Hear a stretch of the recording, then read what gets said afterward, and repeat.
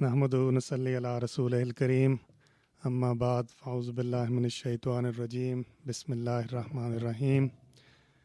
Ramzan radio वुल्वरहैम्पटन 87.9 FM के साथ आपका मेज़बान डॉक्टर रिज़वान गिलानी आज के हेल्थ शो के साथ हाज़िर खिदमत है।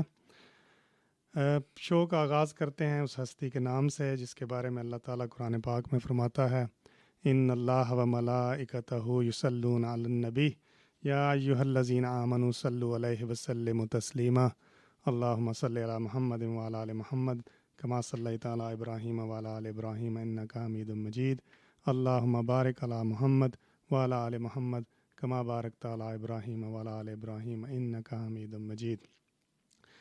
आज जो हमारा शो है वो एक बहुत ही अहम मौजू के ऊपर है जो कि दिल के अमराज और ब्लड प्रेशर के प्रॉब्लम के बारे में है।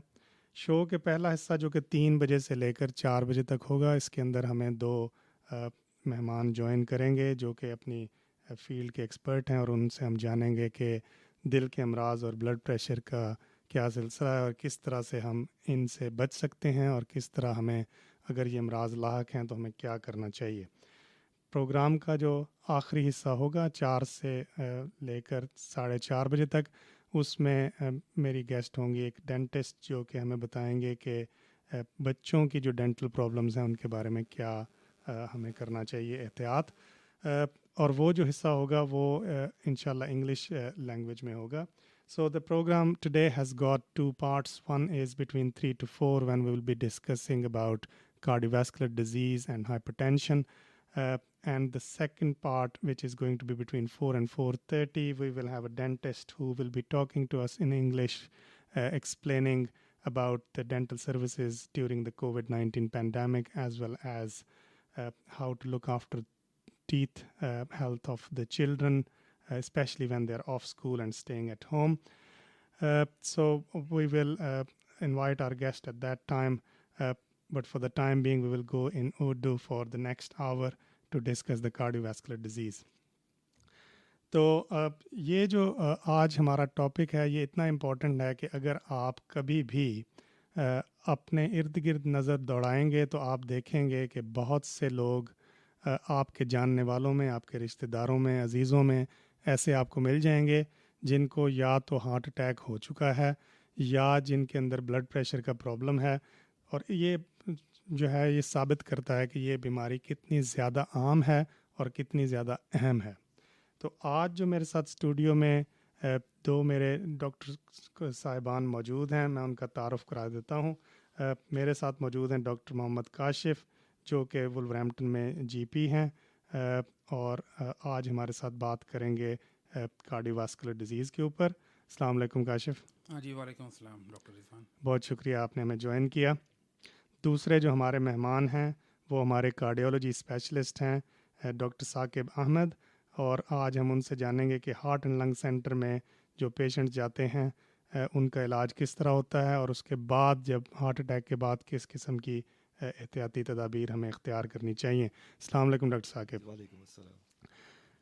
मैं आपको बताता जाऊं कि आप हमें कोई भी क्वेश्चन पूछ सकते हैं स्टूडियो के अंदर डायरेक्ट फ़ोन करके। हमारा स्टूडियो नंबर है 01902-972-150।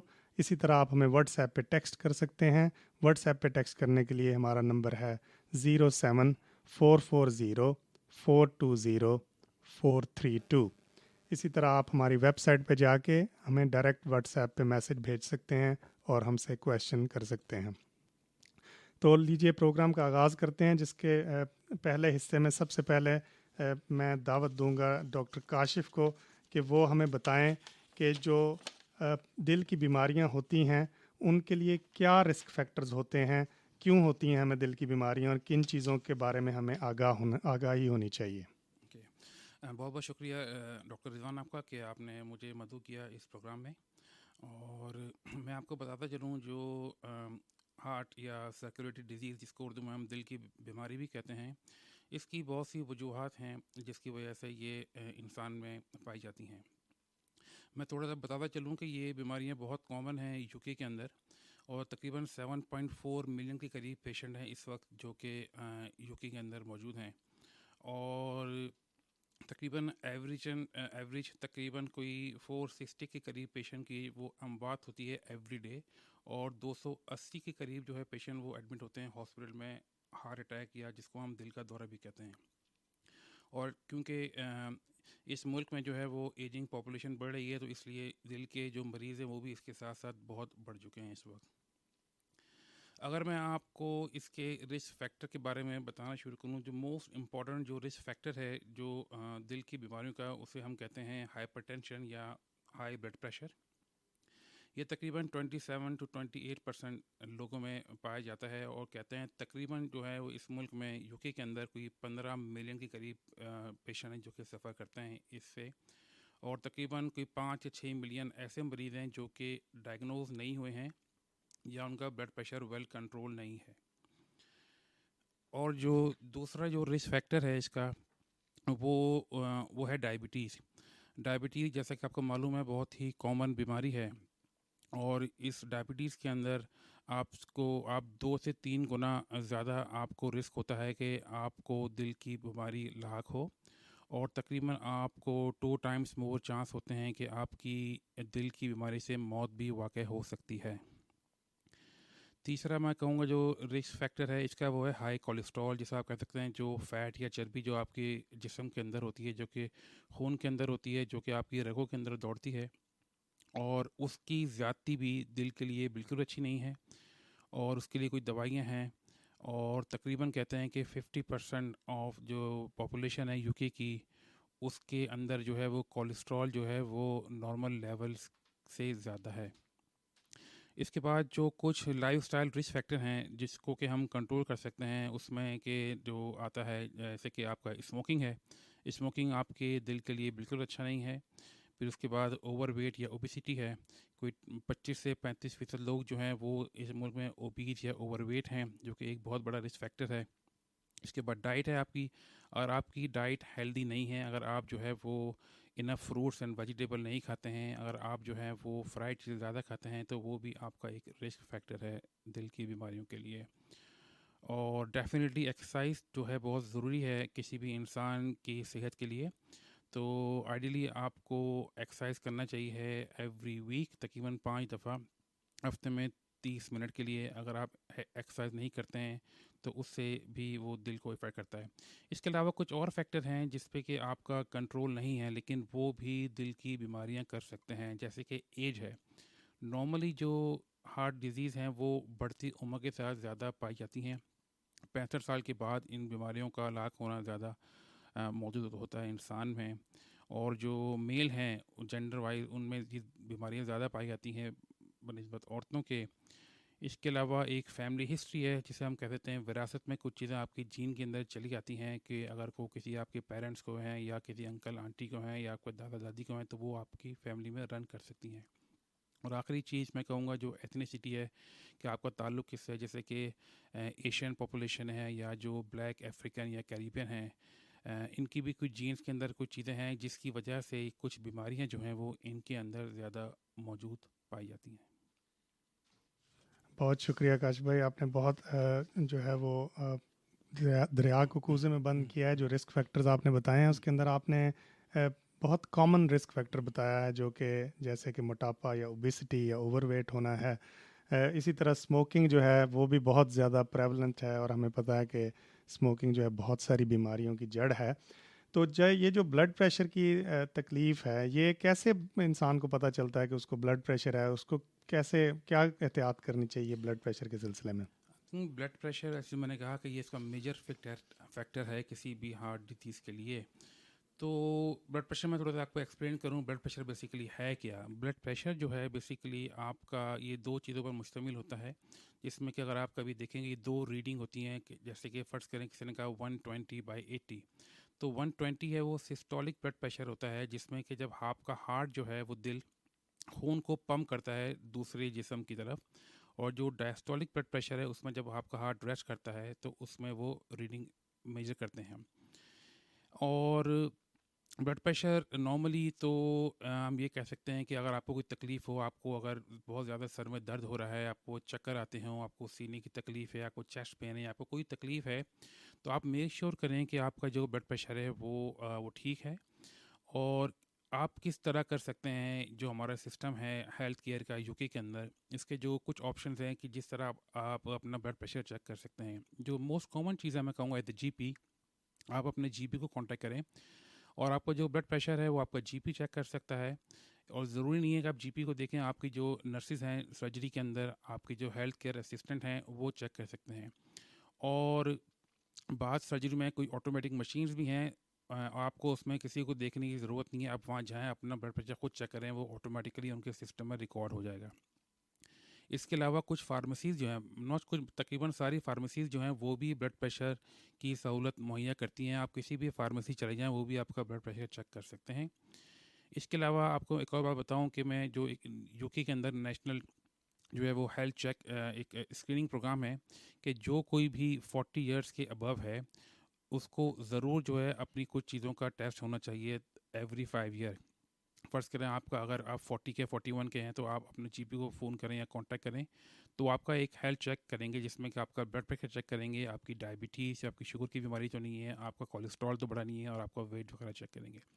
इसके अलावा आप ब्लड प्रेशर चेक कर सकते हैं, कोई कोई जॉब करता है कि वहाँ पे कोई सहूलतें हैं तो वहाँ भी आप ब्लड प्रेशर चेक करते हैं।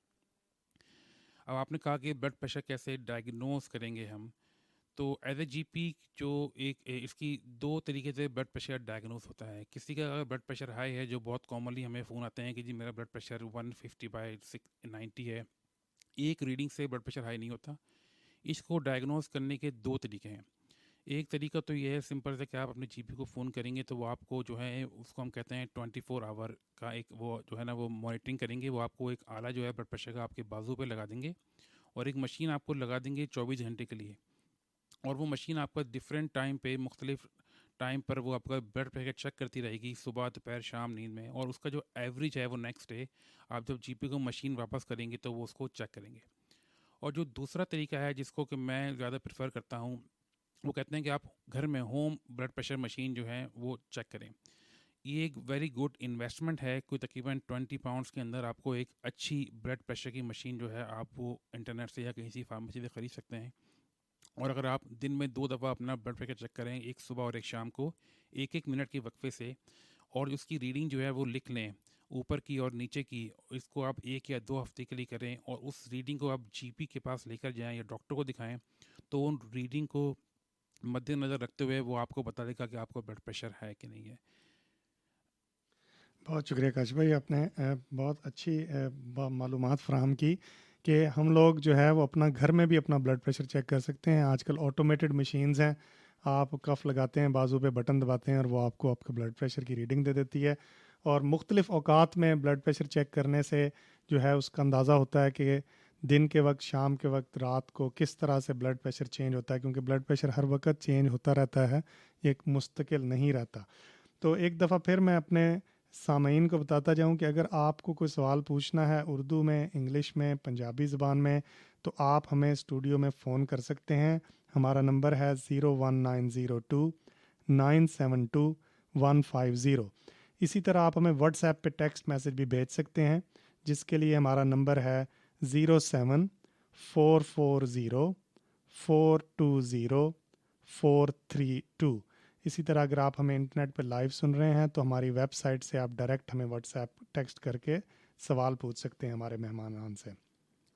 तो डॉक्टर काशिफ, मैं आपसे मज़ीद ये पूछना चाहूँगा कि अगर ब्लड प्रेशर किसी इंसान का ज़्यादा है और वो उसकी ट्रीटमेंट नहीं लेता, तो उससे क्या मसाइल पैदा हो सकते हैं?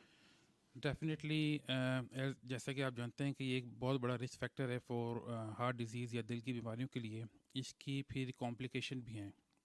अगर तो आपका ब्लड प्रेशर कंट्रोल नहीं है तो ये आपके जिस्म के मुख्तलिफ़ हिस्सों को इफ़ेक्ट करेगा, उनको तबाह कर सकता है। जैसे कि उसमें जो मोस्ट इम्पॉर्टेंट चीज़ है वो आपका दिल है। और हाई ब्लड प्रेशर जो है वो क्या करता है कि आपको जो दिल है कि वो एक्स्ट्रा काम करता है, उसको बहुत जान लगानी पड़ती है सालों साल, तो उससे वो आपका हार्ट फेल भी हो सकता है, जिसको कि हम हार्ट फेलियर कहते हैं। इससे जो है वो हार्ट अटैक के चांसेस भी बढ़ जाते हैं। اور یہ آپ کے جو ہے وہ برین یا دماغ کو بھی افیکٹ کرتا ہے. اور زیادہ بلڈ پریشر کی وجہ سے آپ کا جو ہے وہ ہیمریج ہو سکتا ہے، جس کی وجہ سے آپ کو اسٹروک ہو سکتا ہے، جس کو ہم فالج بھی کہتے ہیں. اور آپ کے جسم کا ایک حصہ کام کرنا چھوڑ دیتا ہے. اور اگر آپ کی جو رگوں میں خون اگر جم جائے تو اس سے بھی آپ کو فالج ہو سکتا ہے.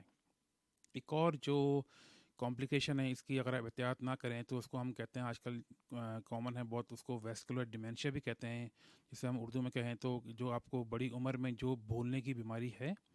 اور اس بھولنے کی بیماری کی وجہ بھی یہی ہے کہ آپ کی اگر بلڈ پریشر آپ کا کنٹرول نہیں ہے. اور اس کے علاوہ یہ ڈیفینیٹلی یہ آپ کے گردوں کو بہت افیکٹ کرتا ہے، یہ جو ہے آپ کا ہائی بلڈ پریشر. اور اوور دی ایئرس اگر آپ کنٹرول نہ کریں تو 5 10 15 20 سال میں اس سے آپ کے گردے بھی افیکٹ ہوتے ہیں، اور اس کے ایٹ دی اینڈ آپ کے گردے فیل ہو سکتے ہیں. اور یہ آنکھوں کو بھی افیکٹ کرتا ہے. اس کی چھوٹی چھوٹی آپ کی جو ریٹینا ہے آنکھوں میں، اس کی بلیڈنگ ہوتی ہے، جس سے کہ آپ کی بینائی بھی کمزور ہو سکتی ہے. اچھا، یہ مجھے بتائیں اپنے سامعین کی توجہ کے لیے کہ کس طرح کی بلڈ پریشر ریڈنگز جو ہیں، اور خاص طور پہ جو ایوریج ریڈنگ آپ نے بتائی ہے، کس طرح کی ریڈنگز پہ ہمیں پریشان ہونا چاہیے کہ اس کے لیے مجھے ڈاکٹر سے رابطہ کرنا چاہیے تاکہ پتہ چلے کہ مجھے ٹریٹمنٹ کی ضرورت ہے یا نہیں ہے؟ جیسے کہ میں نے آپ کو پہلے بھی کہا کہ کوئی ایک ریڈنگ سے ہم بلڈ پریشر ڈائگنوز نہیں کر سکتے ہیں، کیونکہ ہر انسان کا جو بلڈ پریشر ہے وہ بالکل مختلف ہے دوسرے انسان سے. اگر میں کہوں کہ جو ایوریج جو بلڈ پریشر ہے آپ شاید وہ ہوگا تقریباً کوئی 100/60 سے لے کے 135/85 یا کچھ 140/85 تک. اگر تو آپ اسٹریس میں ہیں، آپ کو انزائٹی ہے، اور آپ نے بلڈ پریشر گھر میں چیک کیا ہے، آپ کو کوئی پریشانی ہے، آپ باہر سے چل کر آئے ہیں، آپ کا بلڈ پریشر مائٹ بھی 150/160/95 ہے، تو پریشان نہ ہو، وہ ایک ریڈنگ کسی کام کی نہیں ہے. ڈائگنوز کرنے کے لیے جیسے میں نے پہلے کہا، یا تو آپ گھر پہ مانیٹرنگ کرتے ہیں 1 ہفتے کی، یا 24 گھنٹے کا آپ آرا لگاتے ہیں. اگر تو آپ کا بلڈ پریشر کوئی 140/90 ہے اور آپ نے جو مشین لگائی ہے اور اس کے اوپر ہے، تو ہم ڈائگنوز کر سکتے ہیں بلڈ پریشر. لیکن جو نئی ہدایات کے مطابق اگر آپ گھر میں بلڈ پریشر چیک کرتے ہیں اور آپ کا بلڈ پریشر 135/85 یا اس سے اوپر ہے، تو اس کو بھی ہم پھر ہائی بلڈ پریشر ڈائگنوز کرتے ہیں. لیکن یاد رکھیں، جو بوڑھے ہیں، جو پیشنٹ جو کہ 80 سال کے اوپر ہیں، ان کی ریڈنگ تھوڑی ہائی ہوتی ہیں. ان کو 150 یا اس کے اوپر اگر ان کا ہو اوپر کا، اور نیچے کا 90 یا 150/90 سے اوپر ہو مستقل، تو اس کو پھر ہم کہتے ہیں کہ شاید ان کو وہ ہائی بلڈ پریشر کے مریض ہیں. بہت شکریہ، آپ نے وضاحت فرمائی.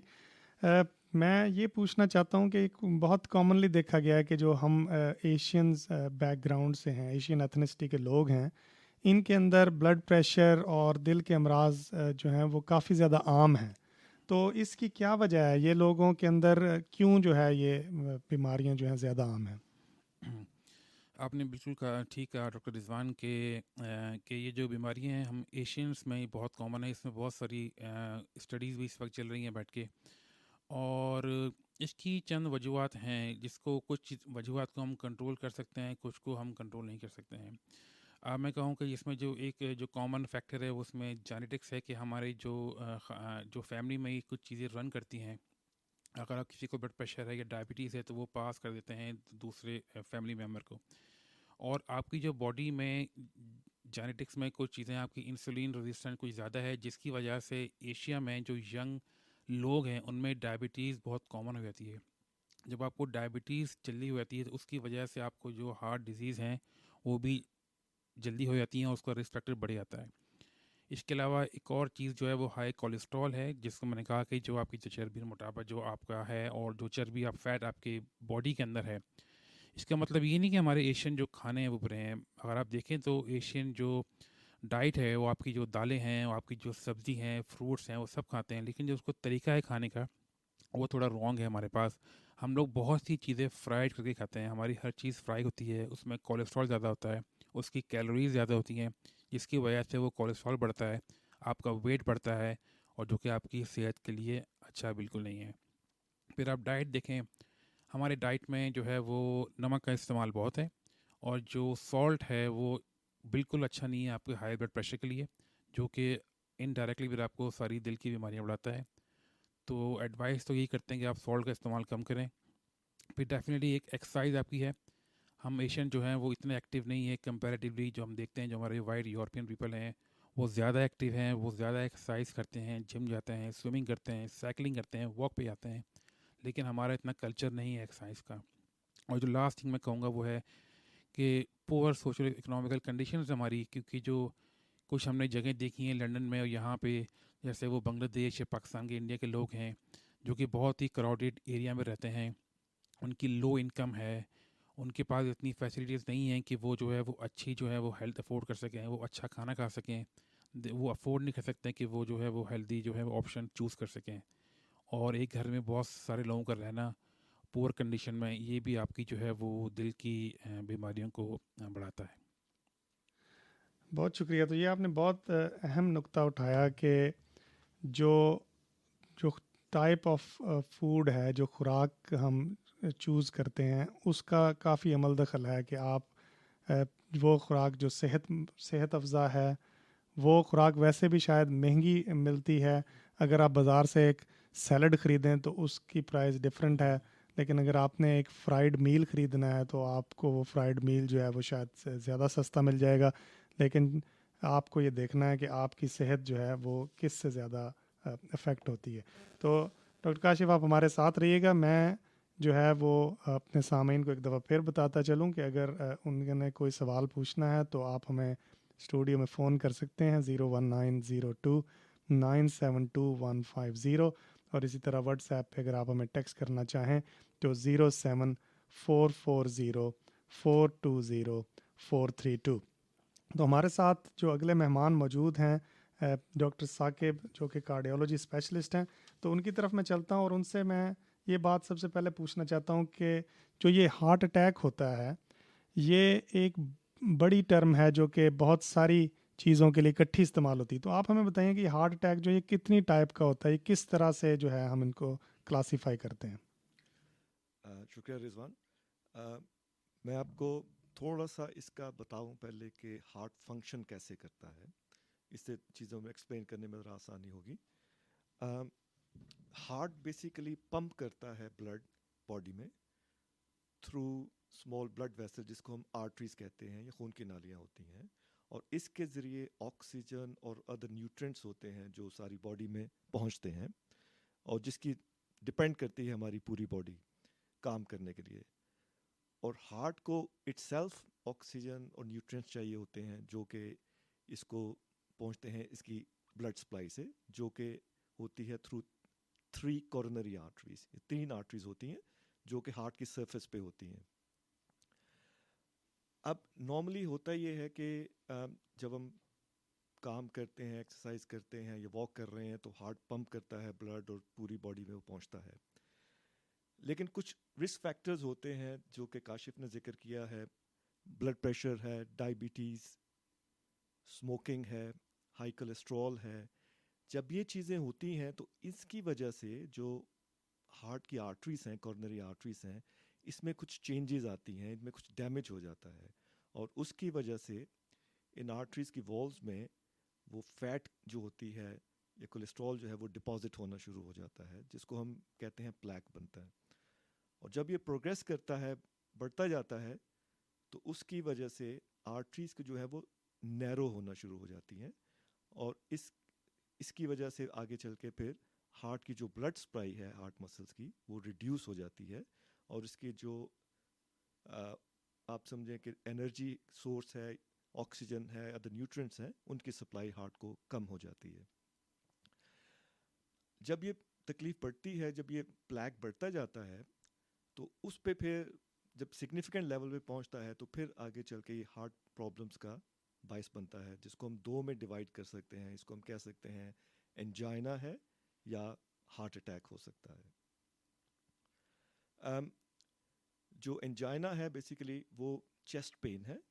اب پین ہوتی ہے, پیشنٹ کمپلین کرتا ہے ٹائٹنس ہے چیسٹ میں, جس طرح بینڈ اراؤنڈ دا چیسٹ ہے, بازوؤں میں درد ہو سکتا ہے, جوز میں ہو سکتا ہے, یا بیک پین ہو سکتا ہے پیشنٹ کو. اور یہ سمٹمز آتے ہیں جب پیشنٹ ایگزرٹ کرتا ہے یا کوئی physical activity, for example walk کر رہا ہے, سیڑھیاں چڑھ رہا ہے, تو اس وقت پین ہوتی ہے. اور جب وہ پیشنٹ رک جاتا ہے ود ان 4-5 منٹس وہ پین سیٹل ہو جاتی ہے. اچھا، تو یہ آپ انجائنا کے بارے میں آپ بتا رہے تھے.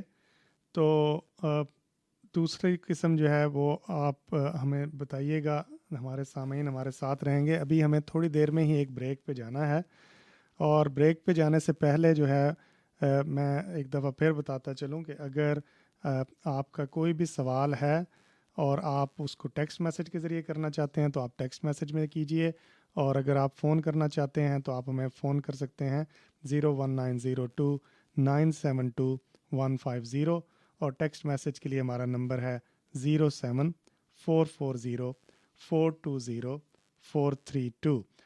تو ابھی ہمارے بریک کا وقت ہوا جاتا ہے. تو میں آپ کو یہ بتاتا چلوں کہ اگلے ہفتے انشاءاللہ جو پروگرام ہوگا اس کے اندر جو ہے وہ ہم ویمنز ہیلتھ کے اوپر بات کریں گے، اور کچھ آنکھوں کی ڈیزیز کے اوپر بات کریں گے.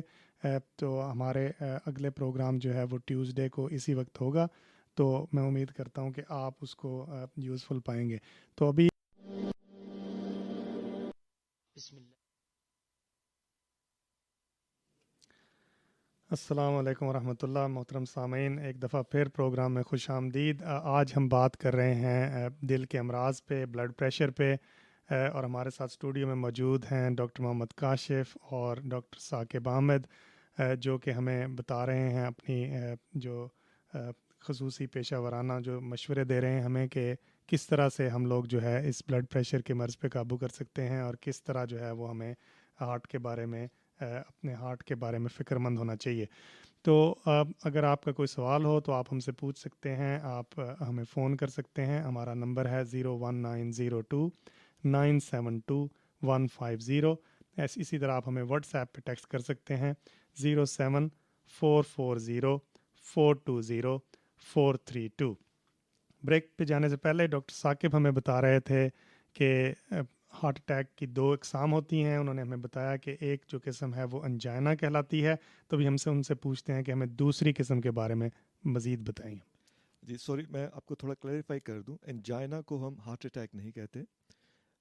ہارٹ اٹیک جو ہے وہ بیسیکلی اس طرح ہوتا ہے جس طرح میں نے پہلے ایکسپلین کیا کہ جو کارنری آرٹریز کی جو نیرو ہو جاتی ہیں پلیک بننے کی وجہ سے،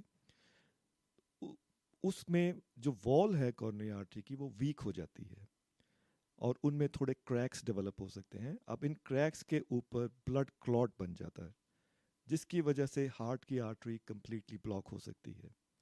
جب وہ بلاک ہو جائے تو وہ بلڈ فلو اوبیسلی ریڈیوس ختم کر دے گی، اور ہارٹ کا وہ پارٹ جس کو بلڈ سپلائی آ رہی تھی وہ ختم ہو جائے گی، اس کو آکسیجن نہیں ملے گی، اور ہارٹ کا وہ پارٹ ڈیمیج ہو جائے گا یا ڈیڈ ہو جائے گا. اس کو ہم ہارٹ اٹیک کہتے ہیں. جبکہ انجائنا میں وہ آرٹری کمپلیٹلی بلاک نہیں ہوتی ہے، وہ نیرو ہوتی ہے، اور چونکہ بلڈ سپلائی یا آکسیجن کی سپلائی ریڈیوس ہو جاتی ہے تو اس کی وجہ سے وہ پین ہوتی ہے، لیکن وہ ڈیمیج نہیں ہوتا یا ہارٹ ڈیڈ نہیں ہوتا اس میں. تو یہ اس میں بنیادی فرق ہے. اب ہارٹ اٹیک کو آپ کر سکتے ہیں کہ 2 میں ڈیوائڈ کر سکتے ہیں. آپ ایک میں ہوتا ہے کہ ہارٹ کی آرٹری کمپلیٹلی بلاک ہو جاتی ہے. اب اگر پیشنٹ میں کسی میں یہ بلاک ہو جائے تو اس میں جو سمٹمز پیشنٹ میں ہوں گے وہ یہ ہوگا کہ پیشنٹ کو چیسٹ پین ہوگی. اگین اس کی جو کریکٹرسٹکس ہیں وہ پہلے ہی ایسے ہی ہوتے ہیں جو سے میں نے پہلے بتایا کہ وہ ٹائٹنس ہوگی چیسٹ میں. پیشنٹ ڈسکرائب کرے گا جیسے کسی نے وہ بینڈ جو باندھی ہے اراؤنڈ دا چیسٹ. بازو میں پین ہو سکتی ہے، لیکن یہ پین جو ہوتی ہے ایک تو انٹینس ہوتی ہے، بہت سویئر ہوتی ہے ایز کمپیئر ٹو انجائنا، اور اس کی ڈیوریشن بھی زیادہ ہوتی ہے. انجائنا پین جو ہوتی ہے وہ 4-5 منٹ ہوتی ہے، لیکن یہ آدھا گھنٹہ یا اس سے زیادہ بھی ہو سکتی ہے، یا اس وقت ریلیو ہوتی ہے جب آپ کو کوئی میڈیکل اٹینشن ملتی ہے یا پین کلرز ملتے ہیں. تو اس کی انٹینسٹی بھی زیادہ ہے اور اس کی ڈیوریشن بھی زیادہ ہے. اور اس کے ساتھ ادر سمٹمز بھی ہو سکتے ہیں. فار ایگزامپل سویٹنگ ہو سکتی ہے، پسینے آ سکتے ہیں، یا اس کے ساتھ متلی ہو سکتی ہے، یا وامٹنگ بھی ہو سکتی ہے. اگر ایسے سمٹمز ہوں تو فوری طور پہ پیشنٹس کو چاہیے کہ وہ 999 کو ڈائل کریں. تو ایمبولینس کرو جب آتا ہے تو سب سے پہلے وہ پیشنٹ کو اسیس کرنے کے بعد ان کی ای سی جی کرتے ہیں جس کو ہارٹ ریسنگ کہتے ہیں. تو اس پہ ایسی چینجز آ جاتی ہیں جس کی وجہ سے ہارٹ اٹیک کنفرم ہو جاتا ہے کہ یہ ہارٹ کی آرٹری بلاک ہوئی ہے اور اس کی وجہ سے پیشنٹ کو ہارٹ اٹیک ہوا ہے. ایسی صورت میں پیشنٹ کو پھر ٹرانسفر کیا جاتا ہے امیڈیٹلی ایسے سینٹر میں جہاں پہ ایمرجنسی اینجیوپلاسٹی اسٹینٹ کی فیسلٹیز ہیں, جیسا کہ ہمارے ہاں ہارٹ اینڈ لنگ سینٹر میں ہیں. اور اس کی وجہ یہ ہوتی ہے کہ جب آرٹری کمپلیٹلی بلاک ہو جائے تو اس کا بیسٹ اور موسٹ افیکٹو ٹریٹمنٹ ہوتا ہے کہ اس آرٹری کو جتنی جلدی کھول سکیں اتنا بہتر ہے. اس کے دو ہوتے ہیں نقصانات فوری جو ہو سکتے ہیں. پہلا یہ ہو سکتا ہے کہ اگر آرٹری بند رہے تو اس کے بہت زیادہ رسک ہوتا ہے ایب نارمل ہارٹ ردم ہونے کا, یعنی ہارٹ کا ردم ایب نارمل ہو جاتا ہے اور وہ اتنا تیز چل سکتا ہے کہ وہ جس کو کہتے ہیں کارڈیک اریسٹ ہو سکتا ہے, جو کہ لائف تھریٹننگ یا جان لیوا ہو سکتا ہے.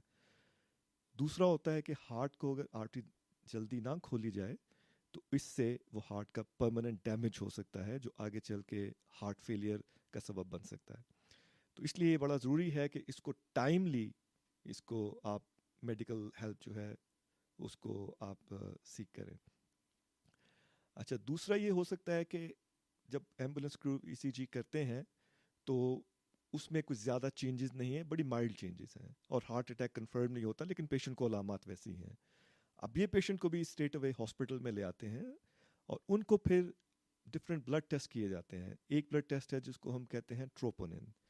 یہ ایک پروٹین ہوتی ہے ہارٹ مسلس میں. اگر ہارٹ کا ڈیمیج ہو یا ہارٹ اٹیک ہو تو یہ ہارٹ مسل سے ریلیز ہو کے بلڈ میں آ جاتی ہے, جس کو ہم بلڈ ٹیسٹ سے پک کر لیتے ہیں.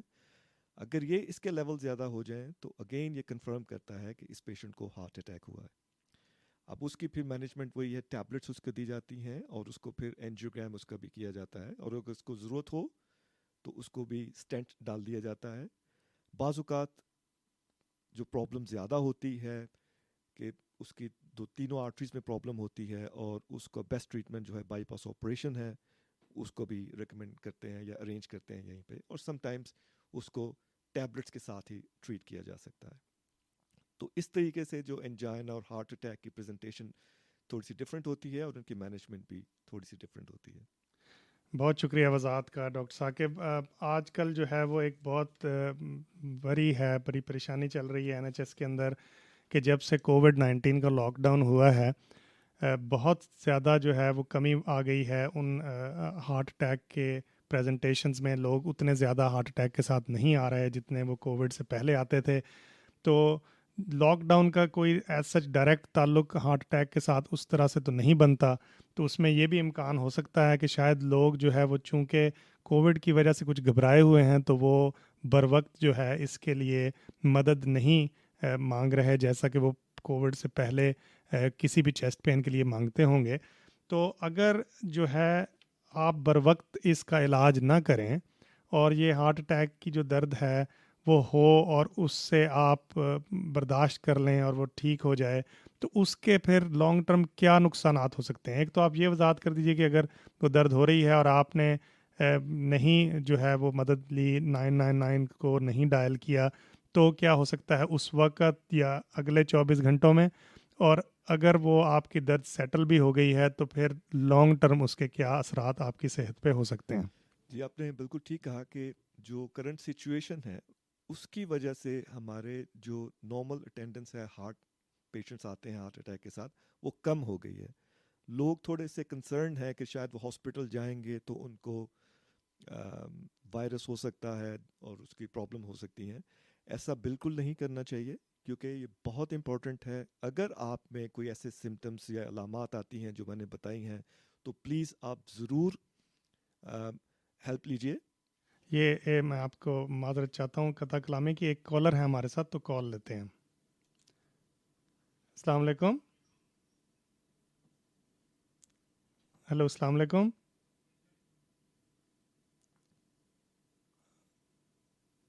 ہیلو, السلام علیکم.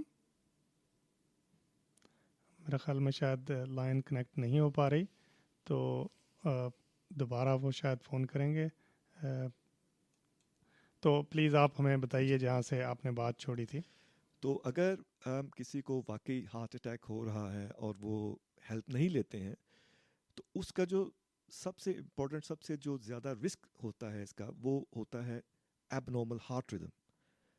جو ہارٹ اٹیک کی وجہ سے ہاسپٹل پہنچنے سے پہلے ڈیتھس ہوتی ہیں، اس کی سب سے بڑی وجہ یہ ہارٹ کا ایب نارمل ریزم ہوتا ہے، جس کی وجہ سے کارڈک اریسٹ بھی ہوتا ہے.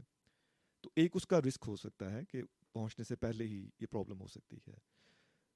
دوسرا یہ ہوتا ہے کہ ہارٹ کا، جیسے میں نے پہلے کہا، اس کو پرماننٹ ڈیمیج ہو سکتا ہے، جو کہ لانگر رن آپ کو یا میڈیم ٹرمز میں ہارٹ فیلئر ہو سکتا ہے، سانس کی تکلیف ہو سکتی ہے، سانس پھول سکتا ہے کیونکہ ہارٹ ڈیمیج ہو گیا ہے، وہ پمپ اس طرح نہیں کر پا رہا، تو وہ سانس کی تکلیف ہوتی ہے. باڈی میں سویلنگ ہو سکتی ہے کیونکہ وہ ہارٹ کی اگین پمپنگ نہیں ہوتی ہے، ٹائرڈنس ہوتی ہے. تو یہ بڑے امپورٹنٹ ہوتے ہیں. اور پھر لانگر ٹرم بھی ہارٹ ریدم پرابلمس ہو سکتے ہیں جو اگین لائف تھریٹننگ ہو سکتے ہیں. تو یہ بڑے امپورٹنٹ چیز ہے کہ آپ کووڈ کی وجہ سے اس کو بالکل آپ نہ سمجھیے کہ آپ کو شاید ٹریٹ نہیں کیا جائے گا، کیونکہ ہاسپٹل میں ان پیشنٹس کو علیحدہ رکھا جاتا ہے اور پوری کیئر کی جاتی ہے کہ پیشنٹس کو ایک دوسرے سے یہ چیز ٹرانسفر نہ ہو. اور بالکل اسی طرح ہارٹ اٹیک کی ٹریٹمنٹ ہاسپٹل میں جاری ہے جیسے کہ پہلے ہوتی تھی. بہت شکریہ. ہمارے پچھلے ہفتے کے پروگرام میں جو ڈاکٹر صاحبان آئے تھے، انہوں نے بھی کوشش کی تھی کہ زیادہ سے زیادہ لوگوں کو ری ایشورنس پرووائڈ کی جائے کہ اگر آپ کو ایسی ایمرجنسی ہے جس کا کہ آپ کی صحت پہ بہت زیادہ مضر اثرات پڑ سکتے ہیں، تو بہتر ہے کہ آپ جو ہے اپنی مدد مانگیں جیسا کہ آپ پہلے مانگتے تھے. اور کوشش یہی کی جائے گی کہ جتنا ممکن ہو سکے کووڈ کے ساتھ آپ کا جو ہے وہ نہ سامنا ہو ہاسپٹل کے اندر. تو ایک کالر ہے ہمارے ساتھ پھر سے، تو ہم ان کی کال لیتے ہیں. السلام علیکم. السلام علیکم. Assalamu alaikum. Can I ask a question, please? Yes sure. Okay. I wondered how you can manage high blood pressure. If I can direct that to Dr. Kashif, and I'm happy if you want to respond in order to solve the problem. I'm calling on behalf of a family member. Thank you very much for your call. Dr. Kashif has got your question. Dr. Kashif, you want to respond? ہاں جی، جو جیسے کہ میں نے پہلے کہا کہ جو بلڈ پریشر ہے، اگر تو ہم نے اس کو ڈائگنوز کر دیا ہے تو اس کی ٹریٹمنٹ کے دو آپشنس ہیں. اس کو ہم کہتے ہیں کہ یا تو اس کی ایک لائف اسٹائل چینجز ہیں، اور دوسرا جو ہے وہ اس کی ہے وہ میڈیسن ہے. جیسے ہم نے پہلے بھی کہا ہے، جو کہ لائف اسٹائل چینجز یا اس کی جو ٹریٹمنٹ میں ہے، اگر آپ کے جو وجہ اس کی ہے، اگر آپ کی جو ہے اسموک کرتے ہیں تو آپ کو اسٹاپ کریں اسموکنگ کو. آپ جو ہے وہ ایکسرسائز کریں دن میں جو تقریباً ہفتے میں 5 دفعہ 30 منٹس کے لیے. اور اگر ویٹ لاس بہت ضروری ہے، اگر آپ کی اوبیسٹی اس کا ایک ایشو ہے، تو اس کے لیے آپ کو ایکسرسائز کرنی ہے اور آپ کی ڈائٹ کنٹرول کرنی ہے. ہائی بلڈ پریشر کے اندر ڈائٹ کا بہت امپورٹنٹ رول ہے. جیسے میں نے پہلے بھی کہا کہ اس میں آپ کو جو ہے فروٹس اینڈ ویجیٹیبل کے ساتھ ساتھ آپ نے اپنی جو سالٹ کی جو انٹیک ہے اس کو آپ نے کم کرنا ہے. تو آئیڈیلی جو بھی پیشنٹس ہیں وہ نمک کا استعمال کم کریں، اور جو زیادہ سے زیادہ نمک جو ہے وہ ایک جو چھوٹا چائے کا چمچ ہے وہ پورے دن میں اس سے زیادہ استعمال نہ کریں. اور اس کے علاوہ جو ہے وہ جو آپ کی کیفین ہے، جس کو ہم چائے ہے یا آپ کی جو فزی ڈرنکس ہیں، اس کا استعمال بھی کم ہونا چاہیے. اس کا مطلب یہ نہیں کہ چائے جو ہے وہ کیفین آپ کے لیے باڈی کے لیے بری ہے، لیکن کسی بھی چیز کی زیادتی جو ہے وہ اچھی نہیں ہے.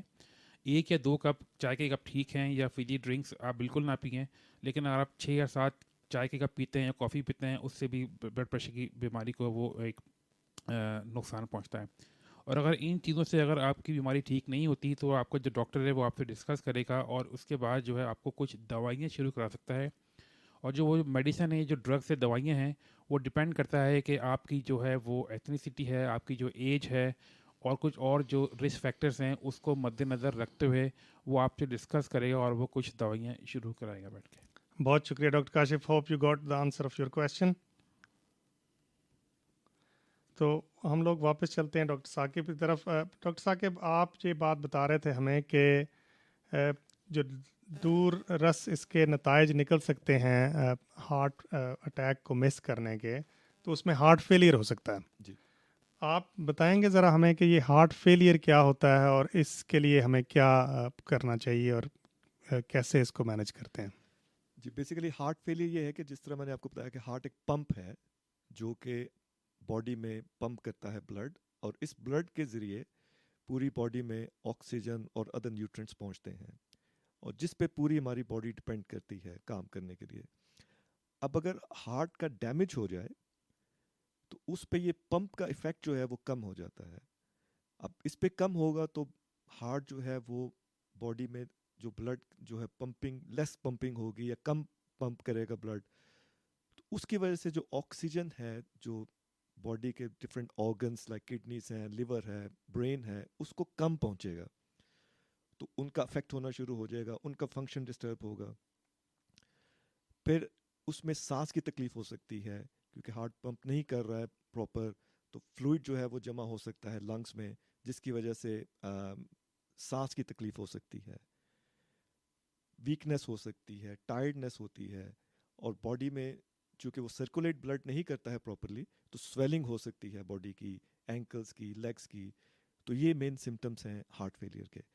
اس میں پھر ڈفرینٹ میڈیکیشنز ہوتی ہیں جس کو دی جاتی ہیں جو ہارٹ کو اسٹرانگ کرنے کے لیے یا اس کی ریپیئر کے لیے، پلس کچھ واٹر ٹیبلٹس ہوتی ہیں جس کے لینے سے پیشاب زیادہ آتا ہے اور اس سے پھر جو واٹر ہے باڈی میں ایکسیس واٹر وہ باڈی سے نکلتا ہے، تو اس طریقے سے ان کو کنٹرول کرتے ہیں. پھر کچھ ایڈوانسڈ ہارٹ فیلئرز ہوتے ہیں کہ اس میں ایک special type of peace maker some times بھی افیکٹو ہوتا ہے، وہ اس میں کام کر سکتا ہے، لیکن وہ ہر ایک میں نہیں ہوتا ہے. وہ ایک مخصوص پیشنٹس ہیں، مخصوص ٹائپ کے ہارٹ فیلئرس ہیں جس میں یہ کام کر سکتا ہے. So a combination of medicine and pacemaker sometimes helps.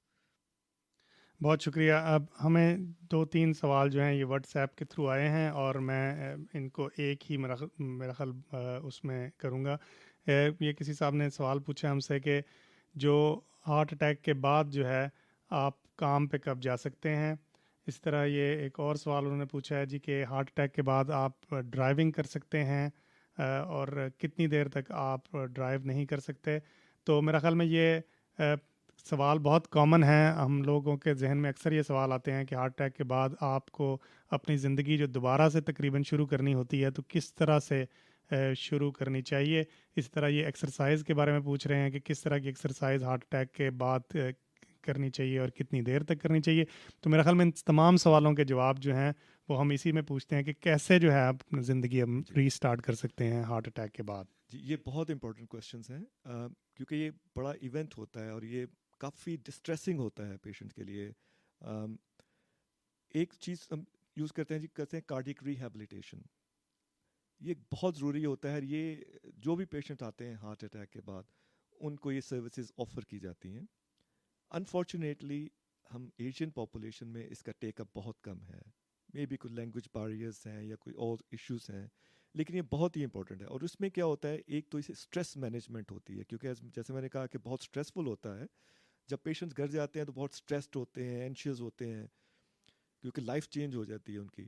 تو کارڈیک ریہیبلیٹیشن پروگرام جو ہاسپٹل آفر کرتا ہے اس میں اسٹریس مینجمنٹ پروگرامز ہوتے ہیں، ریلیکسنگ ایکسرسائزز ہوتی ہیں اور ڈفرینٹ لیکچرز ہوتے ہیں جس میں وہ بتایا جاتا ہے کہ آپ کس طرح کوپ کر سکتے ہیں. اور دوسرا بڑا امپورٹنٹ پارٹ اس کا ہوتا ہے ایکسرسائز کا، کہ بہت امپورٹنٹ ہے کیونکہ ایکسرسائز سے آپ کو ہیلپ ملتی ہے، ویٹ اپنا اس کا کم ہوتا ہے. رسک فیکٹرز جو کاشف نے پہلے بتائے، ڈائبٹیز ہے، ہائی کولیسٹرول ہے اور بلڈ پریشر ہے، یہ ساری چیزیں کنٹرول ہو جاتی ہیں ایکسرسائز سے، بہتر ہوتی ہیں. اور یہی رسک فیکٹرز ہوتے ہیں ہارٹ اٹیک کے. تو یہ چیزیں بھی کنٹرول کرنے میں مدد ملتی ہے اور اس سے فردر ایونٹس جو ہوتے ہیں ہارٹ اٹیک وغیرہ کے ان میں بھی کمی ہوتی ہے.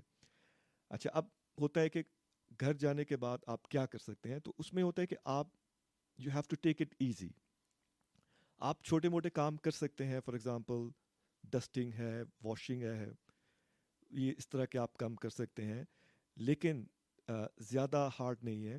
ایٹ لیسٹ 4 weeks بالکل ٹیک اٹ ایزی. ویکیوم کلیننگ ہے یا آئرننگ ہے یا ہیوی لفٹنگ ہے، اس سے بالکل آپ ایوائڈ کریں 4 to 6 weeks. ایکسرسائز کا یہ ہے کہ آپ اس کو بہت امپورٹنٹ ہے، جیسے میں نے پہلے کہا، آپ پہلے ہفتے سے شروع کر سکتے ہیں اراؤنڈ 10 minutes واک. اس میں آپ یہ کر سکتے ہیں 5 minutes تھوڑا سا وارم اپ کریں اور اس کے بعد 5 minutes کی آپ تھوڑی ہارڈ ایکسرسائز واکنگ کریں. ہارڈ کا مطلب یہ ہے کہ ماڈریٹ ایکزرشن. اس میں یہ ہو کہ آپ کا تھوڑا سانس پھولے لیکن آپ اپنی بات کریں تو اپنا سینٹینس کمپلیٹ کر سکیں. یہ تھوڑا سا ایک آئیڈیا ہوتا ہے کہ کتنا کو آپ کو ہونا چاہیے ایکسرشن. تو پہلے ہفتے آپ 10 منٹس کی کر سکتے ہیں, اس کے بعد every week you can increase by 5 minutes. تو 15 منٹ, 20 منٹ, 25 منٹ, اور ایم ہونا چاہیے تقریباً 30 منٹ ایک دن میں آپ کی واک ہو جائے for most of the week, 5 days a week. تو یہ بہت ہیلپ فل ہے. اس کے بعد آپ نے پوچھا تھا کہ ڈرائیونگ کا یہ ہے کہ اگر آپ کے پاس کار کا یا موٹر سائیکل کا لائسنس ہے تو آپ کو DVLA کو انفارم کرنے کی ضرورت نہیں ہے, اور آپ ڈرائیو کر سکتے ہیں 1 سے 4 ہفتے میں. یہ ڈپینڈ کرتا ہے کہ آپ کی ٹریٹمنٹ کیسے ملا ہے اور آپ کی ہارٹ کا ڈیمیج تو نہیں ہوا. سو فار ایگزامپل اگر اسٹینٹ پڑا ہے کسی کو اور اس کا ہارٹ فنکشن ہم اسیس کرتے ہیں ایک اسکین سے, الٹراساؤنڈ اسکین جس کو ہم ایکو کارڈیوگرام کہتے ہیں, اگر اس پہ آتا ہے کہ ہارٹ کا ڈیمیج اونلی منیمم ڈیمیج ہے, اسمال ڈیمیج ہے, تو وہ 1 ہفتے کے بعد ڈرائیونگ کر سکتے ہیں. لیکن اگر ہارٹ کا ڈیمیج سگنیفیکنٹ ہے, جو کہ ہم آبویسلی ان کو پیشنٹس کو بتا دیں گے کہ یہ کتنا ڈیمیج ہے, تو اس پہ پھر 4 weeks کی ہوتی ہے. اگر کوئی آرٹری, اگر فرض کریں کچھ اسٹینٹ ایک پڑا ہے اور اس کے بعد مزید اسٹینٹ ڈالنے کی ضرورت ہے with in 4 weeks of the initial heart attack, تو اس میں بھی پھر آپ کو 4 ہفتے ویٹ کرنا پڑے گا بیفور یو کین ڈرائیو. اور آخری صورت یہ ہوتی ہے کہ اگر فرض کریں کہ وہ اسٹینٹس نہیں پڑے ہیں, صرف ٹیبلٹس کے ساتھ ہی ہارٹ اٹیک مینیج ہوا ہے, تو اس صورت میں بھی آپ کو 4 weeks انتظار کرنا پڑے گا اور اس کے بعد آپ ڈرائیو کر سکتے ہیں.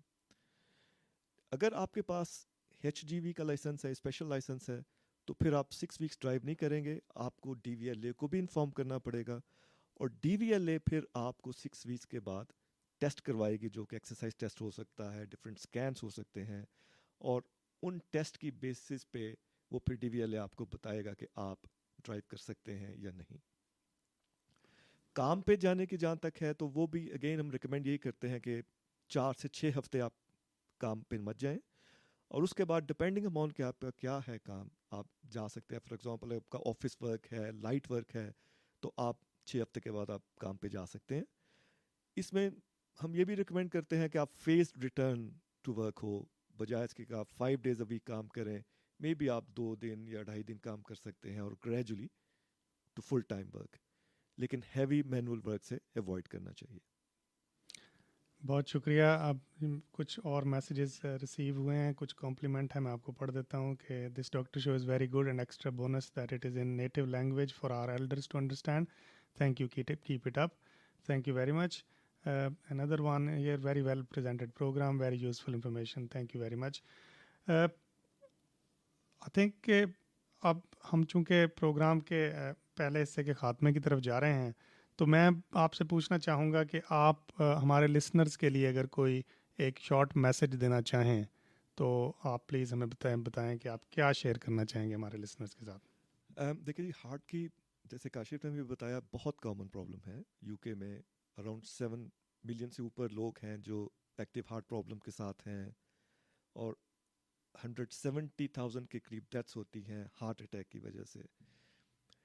اس میں بڑا امپورٹنٹ ہے کہ آپ ہیلدی لائف سٹائل ہو, ہمارا جو ہے ایکسرسائز ہم ریگولرلی کریں, اپنے ویٹ کا خیال رکھیں کہ ویٹ نہ بڑھے.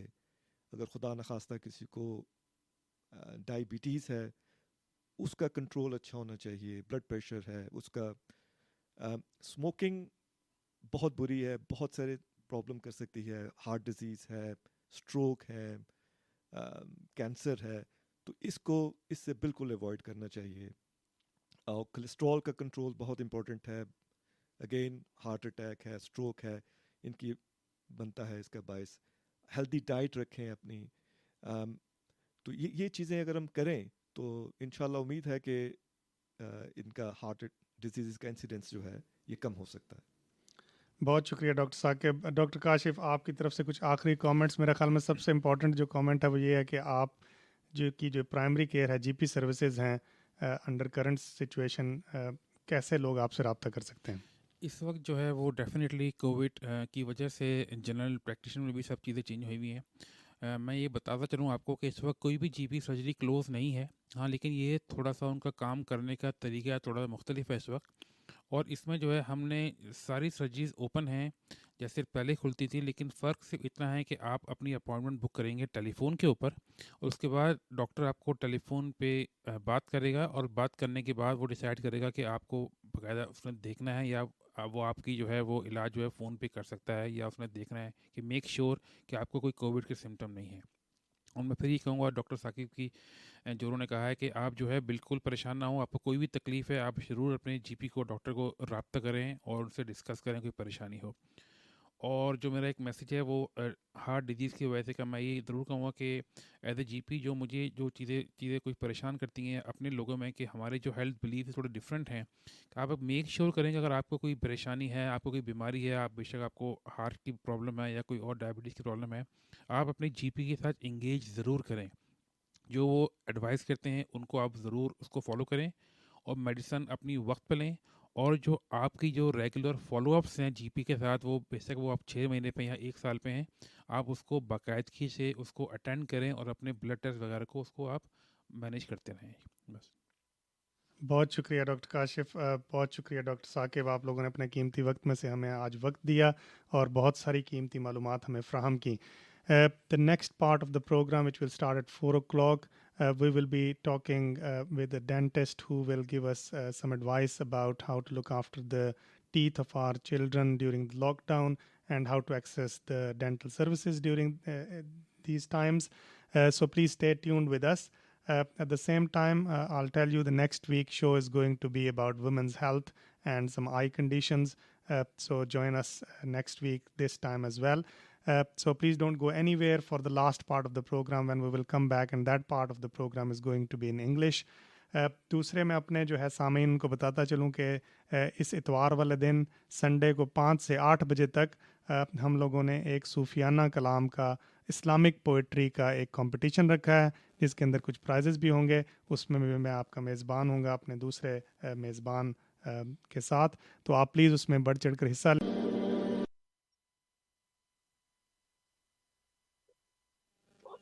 السلام علیکم، very warm welcome back to all my listeners. You are on Ramadan Radio Wolverhampton 87.9 FM. This part of the program is going to be in English, and we will be joined by our dentist colleague, where we will be discussing some very important aspects of teeth health in children.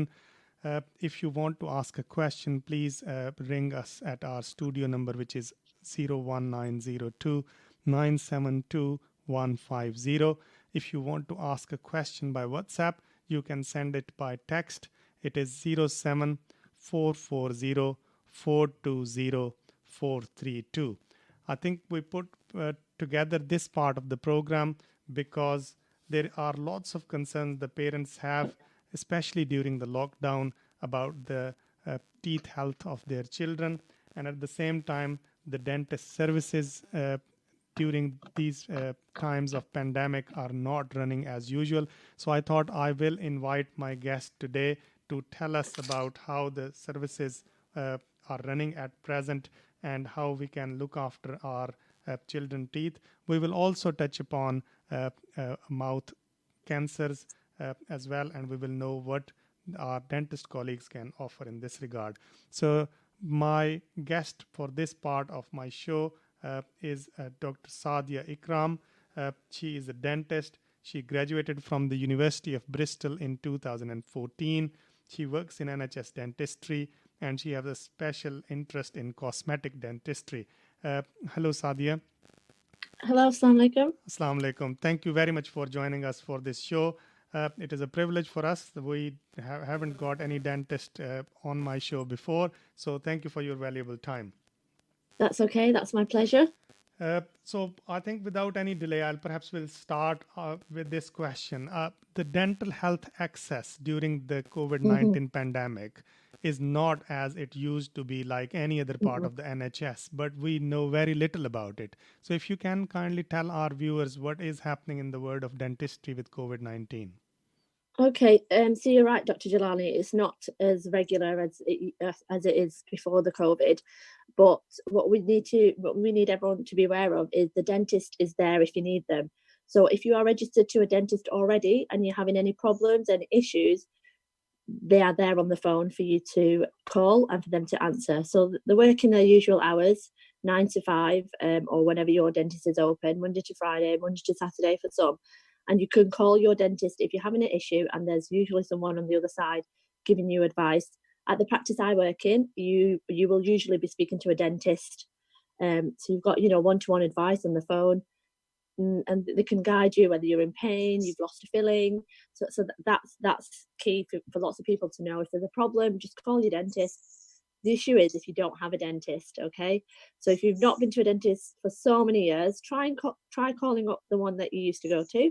If not, you can ring NHS Services 111 and someone will be able to help you there. Well, thank you. That's very valuable information. I don't know how many people actually know that you can still ring 111 and ask for the dental services. Are there any emergency dentists in the local areas? Yes, so it depends which area you're in. So you can't go to them directly. You've got to call your dentist. And if your dentist feels like there's an emergency and you need treatment, usually they will only treat taking a tooth out. They will refer you online to this dental service, this emergency service, so that you have to find through your dentist, and there is one in like a few in a few areas. Oh, thank you for the information. I think we will move on to our next question, which I felt that many parents would share this worry. There are children who are at home. They are having snacks party time most of the time. And that is going to affect their teeth. So I just wanted to ask you to tell us what are the common problems which can happen to the teeth of children of very young age, and what should parents do and observe? Okay, so you're right. Children are at home, so they've got more free time and they've got access to the kitchen. So it is a problem. First of all, we need to make sure whether it's COVID or not, your children and adults even should be brushing 2 times a day. Okay, so 2 times a day is the minimum time. Everyone should be brushing their teeth from about 1 year old. Okay, so in the morning and once at night before you go to sleep. So you might argue, well, I sleep, at 3 a.m. because of suhoor. That's fine. Brush your teeth before suhoor. Okay, so that's for adults. For children, they must brush every morning and at night before they go to bed. So that means they've had their meal, they've had their water, their snacks, and just before they go to bed, they must brush their teeth with fluoride toothpaste and have nothing to eat or drink afterwards. So that's step 1. And then the other issue is, the other thing we have to make sure is we control the dietary sugars, so the amount of sugar they have in their diet. So with access to the kitchen, they might be wanting to go in and get some crisps, get some hopefully fruit, if not sweets, chocolates, but this really should be limited to just meal times to protect your teeth from having dental decay, which some people know as caries and some people know as cavities. It's all the same thing. That's the main thing. We want to prevent decay. And the problem with decay is it's caused by sugar in our diets. So it's not only the amount of sugar we have, it's the frequency of sugar. So in this perfect example, that your children going into the kitchen, they'll get a juice, and then 2 minutes later, or they will go in and get a chocolate bar. So all this is developing, is causing their mouths to just be more susceptible to decay. So what happens is you've in the mouth, it's full of bacteria. Okay, we've all got bacteria in our mouth, which is why we brush our teeth. The bacteria, what they like to do is they like sugar. They like the sugar from our diet. They love it. They thrive off it. So they eat the sugar that we're eating and they secrete acids. And this acid melts the teeth. It dissolves your teeth. That's what dental decay is. Now, we can't completely cut out sugar in our diet, but the idea is to reduce it so that our mouth has chance to give the bacteria less chance of causing decay. So what we need to do is we need to make sure they're eating sugar not as frequently, so the mouth has a chance to recover and the bacteria don't have a chance to reach all this sugar. So it is difficult because we are finding our children want juice 1 minute, they want a chocolate bar another minute, you know, they're hungry again, they want crisps. Now you might think crisps doesn't have sugar in, but you know that there are issues in there that can still feed on the bacteria. So the main point is to try and confine the sugars to meal times. Okay, so then you have breakfast. Try and give your children big breakfast so they're full for a few hours. And if they want, you know, something sweet with breakfast, try and include it with the breakfast so that in between the first meal and the next meal, their mouth has a chance to recover. Okay, so if we add in another sweet thing in there, or even something, you know, something else that you might not think is sweet, it probably still has sugar in.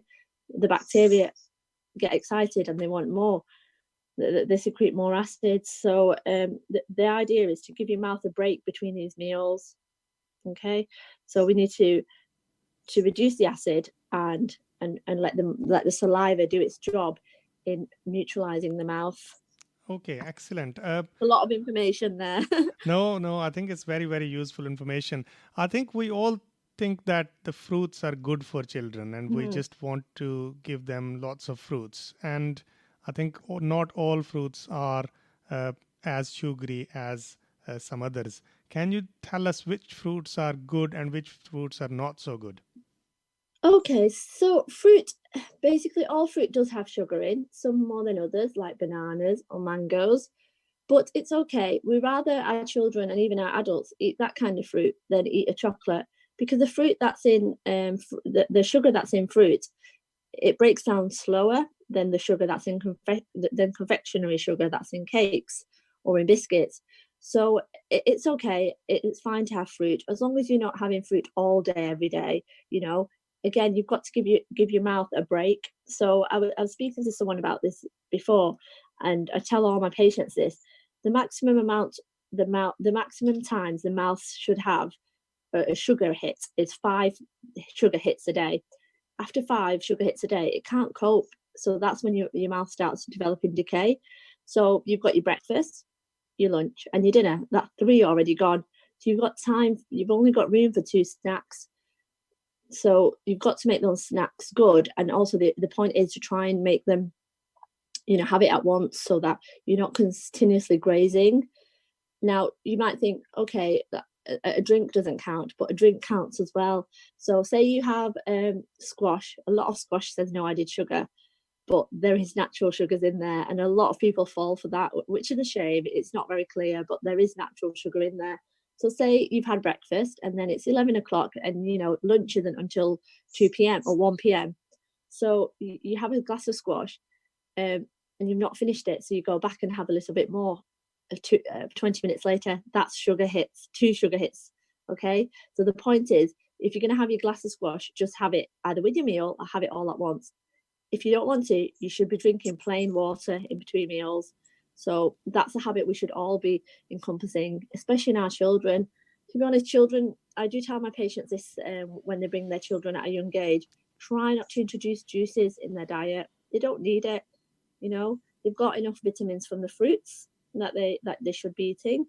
And you know, they should just be drinking water. It'd be much easier if they drank water in between their meals and we're just used to water.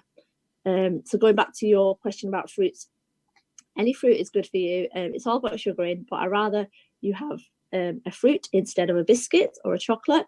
And as long as you're keeping it within your 5 sugar hits a day, then that's okay.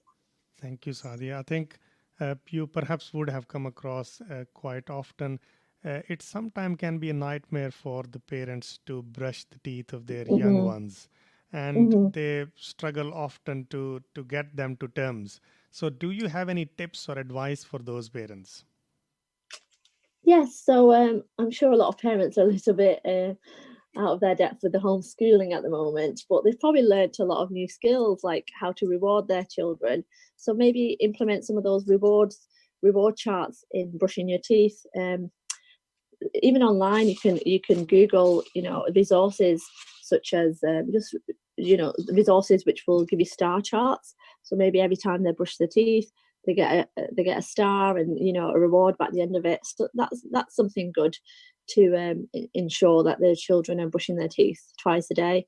a bit similar to, because it's Ramadan now, so it's similar to like Salah reward charts, you know, something like that would be quite useful. The other thing is maybe a special toothbrush, actually, that they're quite excited to use. So electric toothbrushes are good. I think children get quite excited about that. So maybe going out there and buying an electric toothbrush, something that a child would be quite happy to use. Now, Amazon, I don't know if I'm allowed to drop things, but, you know, there's online resources that you can buy very well-priced toothbrushes from. And there's a lot available out there, and you don't have to spend a lot of money, just something that will motivate your child. Thank you very much for the advice. Just on the same note, I would like to ask, so if the children, especially if they have milk teeth and there is some sort of decay or there are cavities, what kind of symptoms they could have being young children, and what should parents do in those circumstances? Okay, so it's very difficult to detect that in a child, which is why you must always visit your dentist. Children should be visited in their dentist from about the age of 6 months when they start first getting their teeth. So that's one way of detecting decay and also preventing. So the symptoms that we should look out for is, hopefully you don't get any symptoms, because symptoms mean it's a bit too late.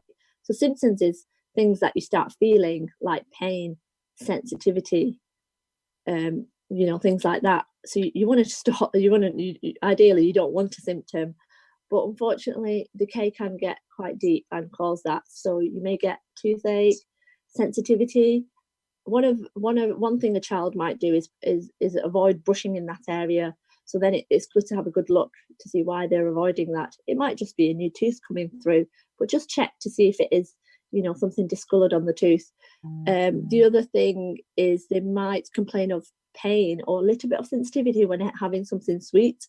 So that's another clue on why they that's another clue on something that might not be right. Now, decay is difficult to see. It's usually on the back teeth, but if it comes on the front teeth, you do see brown patches, white patches. Sometimes it can even go black, but that's when it's actually getting better and it's a later stage. So hopefully you would have detected it by then. Going back to the point of visiting your dentist, you know, that is the best way of detecting the decay and stopping symptoms.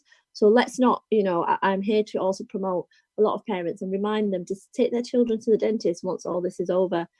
You know, we don't want a child to go to the dentist when they're in pain. So then they think the dentist is not the nice person because they're treating the child when they're in pain. You want them to have a positive experience.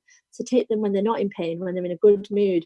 You know, let them get used to the environment. And dental care is actually free for everyone up to the age of 18. So I think, you know, parents should really make the most of that. Thank you, Sadia. I think we perhaps need to move on to our next very, very important topic. When we spoke, you mentioned that not many people are aware that dentists can deal with mouth cancers. So you want to talk about it and make us aware of what kind of mouth cancers one should be aware of and how the dentist can help. Okay, so mouth cancer is the 6th most common cancer in the world. Okay, so it's not that low down. It is quite hard to treat. Once someone has mouth cancer, the death rates are quite high. So prevention is really important. So as I explained, as we talked about it briefly previously, mouth cancer is best detected by a dentist. You can't see it. There's hardly any symptoms for it, and the symptoms are very vague. So number one is it's important to go and see your dentist at least, you know, once a year, so they can do a full checkup on your mouth and see if there is anything awkward going on. So that the main people that can be affected, they're usually over 50, age 55. Tobacco smokers, you know, smokers are high risk. Drinking and smoking together increases the risk by 30 times. The other risk is poor diet as well. So going back to my sugar, poor diet, poor nutritional input in your diet is a risk factor, and also a virus called human papillomavirus. So those are the risk factors. The other thing that's a risk factor, which a lot of people don't realise, is gutka chewing or barn, basically. So in some communities, there's a lot of barn chewing, and that's a risk factor for mouth cancer. So these are the reasons why you need to be going to see a dentist for this kind of assessment. So that's that. There's also a lot online that you can look into that show you how you can assess your own mouth. I mean, it is a difficult thing to do, so it is easy to see a dentist. The symptoms with mouth cancer are really vague. It could be an ulcer that's been there for more than 3 weeks, but you may not notice it if it's under your tongue because it's often painless. It may be like a lump in your throat, other than a lymph node, that's just popped up. And then late, usually the symptoms present when it's a bit later on. So that's why it's important to be aware of the risk factors, improve the diet, and also have regular checkups and screenings to ensure you don't have it. Because even if the dentist sees a small spot or a lump, they don't think it's a problem, but they might be a little bit worried. They will refer you to a specialist, to the consultants. If you come and it's a bit too late and it's quite big, that's when you start getting symptoms. We will still refer you, but it is a very difficult thing to detect. So that's one of the main things I wanted to make you aware of. Sure. No, that's, I think, a very alarming information you have given. It's 9th in the list. And I'm just sort of thinking since then, what are the consequences if people miss it, or how aggressive it is, and what could it potentially cause? Okay, so think about it. It's in your mouth. It can enlarge, and you know what cancers are like. They destroy the organs and the tissues that are around it. So if it's treatable, what they'll do, they'll cut it out. If it's spread, they might have to give you chemotherapy, radiotherapy, just like any other cancer. And some people lose a part of their mouth. So what they have to do is they have to cut. The consultants do this, but they cut a little bit from your arm and put that in your mouth to replace the bit that they've cut out, and that can grow hair on it. You can have speech problems. It's difficult to eat. It's difficult to do so much that you do with your mouth that we take for granted sometimes. So if we just sit and think about, especially in this holy month, just reflect on all the things Allah has allowed our mouths to do: talk, breathe. The list is endless. So we do often take that for granted. So imagine that being compromised from having a tumor that's gone unnoticed, or even just having a tumor from having a tumor in the mouth. So that's the consequence. That's the worst consequences, really. And also, as I mentioned earlier, it has high death rates. Oral cancer does, because by the time it is detected, it is often too late, because people have ignored it or not been to the dentist, and they only go when it's got too big. So that it is quite dangerous. It is one of the most highest mortality in the cancers. That sounds horrendous to me. I'm sort of feeling very scared about it. I think what I perhaps would say in the last few minutes, just the general advice about the oral hygiene, what message you would like to give to people? The main message is to brush your teeth twice a day. And I think that's important as a Muslim as well. Hygiene is such an important part of our deen. Why are we not brushing our teeth, and why aren't we instilling that in our children from such a young age? So, and like the COVID virus has also pushed, wash your hands. As Muslims, we'd like to think we were already doing that.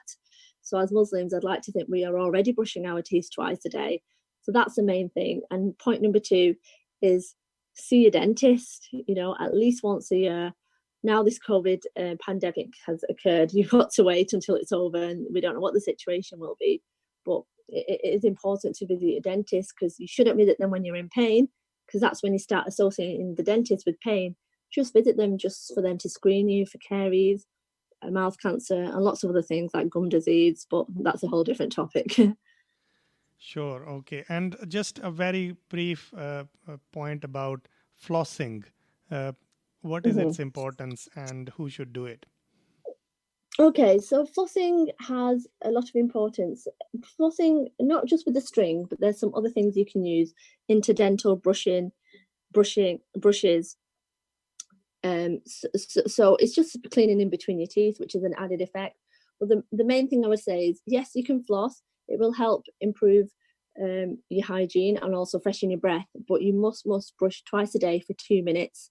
That is the main thing. If that's all you're doing, twice a day for 2 minutes, that's usually enough. And also controlling the sugar in your diet. That is usually more than enough. Thank you very much, Sadia. Is there any last message you want to give to our listeners? Apart from brushing twice a day. You have conveyed it very, very well. Yeah, and also just, look into the sugar in your diet. Do diet diaries for your children, even for yourself. Write everything that you've eaten that day and what time, and you'll be surprised at how much sugar is instilled into it and where you can take things out or pair things up, So it's quite an eye-opener when you do a diet diary. So have a go. That could be a task of the day, and see where we can improve things. And Sadia, we got a question asking, is miswak good?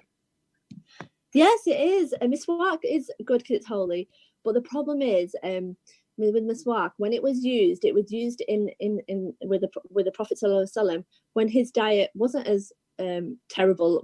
His diet was amazing. We should follow that diet, but unfortunately we don't. We have sugar in our diet.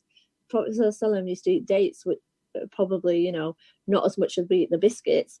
So the miswak worked for them in that time, but it's not enough for us in this time. We have too many sugars. You've got a different bacteria load in our mouth. So use it. Yes, you can, but also brush with fluoride toothpaste twice a day.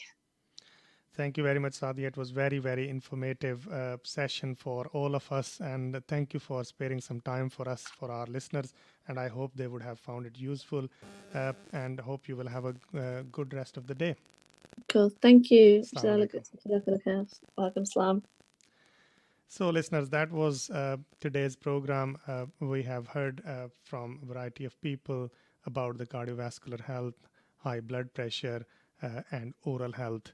I think the most important thing for us to reflect is that these are very vital organs given to us by Almighty Allah, and we need to look after them to the best of our ability. I just wanted to announce that on coming Sunday between 5 to 8 p.m., we are bringing an Islamic poetry competition where you can join via the telephone, both adult and children, to recite anything like Hamd, Naat, Nasheed, any Sufi poetry, and there will be prizes at the end of it. So please do join us on this Sunday between 5 to 8 p.m. And my next show is going to be about women's health, and I will be bringing two extremely important topics around polycystic ovaries as well as menopause. These are the topics which are under-discussed in our community, and I really want to discuss them in detail. We will also talk about the common eye conditions like conjunctivitis, and perhaps we'll touch on cataract and glaucoma. So I will bring that show next Tuesday between 3 and 4:30. So if you please tune in, ask us questions. I'll have my experts with me, and we will be happy to provide answers to these questions.